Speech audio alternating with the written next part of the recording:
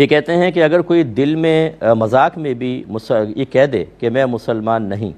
تو کیا اس پر گناہ پڑے گا اور اس کا کفارہ کیا ہے؟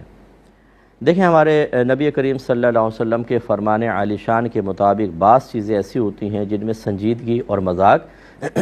بالکل برابر ہوتا ہے، جن میں سے ایک یہ بھی ہے کہ اگر کوئی مذاق میں اپنے آپ کو کافر کہہ دے گا تو وہ کافر ہو جائے گا، اس کے ظاہر کا اعتبار ہوتا ہے۔ جیسے کافر ہمارے سامنے کلمہ پڑھ لے، ہم اسے مسلمان مانیں گے، یہ واجب ہے کہ ہم اس کو مسلمان مانیں، یہ نہ دیکھیں اس کی نیت کیا ہے، اس نے کیوں کیا، ٹھیک ہے وہ مسلمان تو ہے، باقی لوازمات باقی معاملات بعد میں دیکھے جائیں گے۔ اسی طرح کوئی اگر مذاق میں اپنے آپ کو کافر کہہ دیتا ہے تو وہ مسلمان نہیں رہتا۔ اس سے ہمارے وہ بچے ذرا درس حاصل کریں کہ جو فیس بک وغیرہ کے اوپر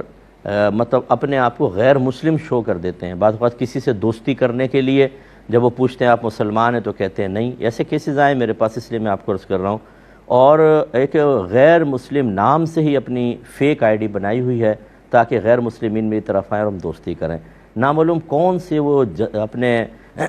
نفس کی خواہش کو یا نفس کو تسکین دینا چاہتے ہیں کہ یہ غیر مسلم میرے دوست ہیں، ٹینا پینا گوپال اور فلانا جوزف میرا دوست ہے، اس کو بس یہ کہ وہ ایک خوشی سی ہوتی ہے کہ غیر مسلمین ہمارے دوست ہو گئے۔ اس سے آپ کو کیا فائدہ ہوا؟ بلکہ یاد رکھیے کہ غیر مسلم سے اگر آپ دوستی کرتے ہیں یعنی رابطہ بڑھاتے ہیں تو آپ پہ لازم ہے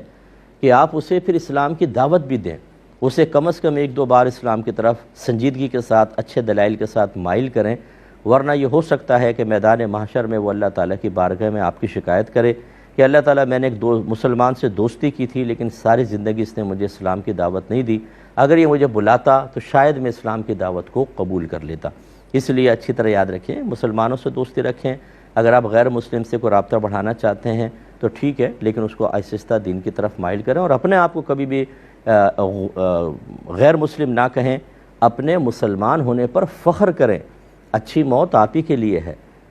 قبر جنت کے باغوں میں سے ایک باغ آپ کے لیے ہے، میدان محشر میں اللہ نے مسلمان کے لیے عزتیں رکھی ہیں، جنت حقیقتاً آپ کے لیے تیار کی گئی ہے، کہ آپ کیوں احساس کمتری کرتے ہیں؟ یہ میدان محشر ہوگا جس میں آپ کو پتہ چلے گا کہ مسلمان کی شان کیا ہے، اور خصوصاً اللہ تبارک و تعالیٰ نے اپنے حبیب کریم صلی اللہ علیہ وسلم کی امت میں جو پیدا فرمایا، یہ اتنا بڑا انعام ہے کہ بس جو جانتا ہے سو جانتا ہے، جو نہیں جانتا بیچارہ بڑا ناقدرہ ہے۔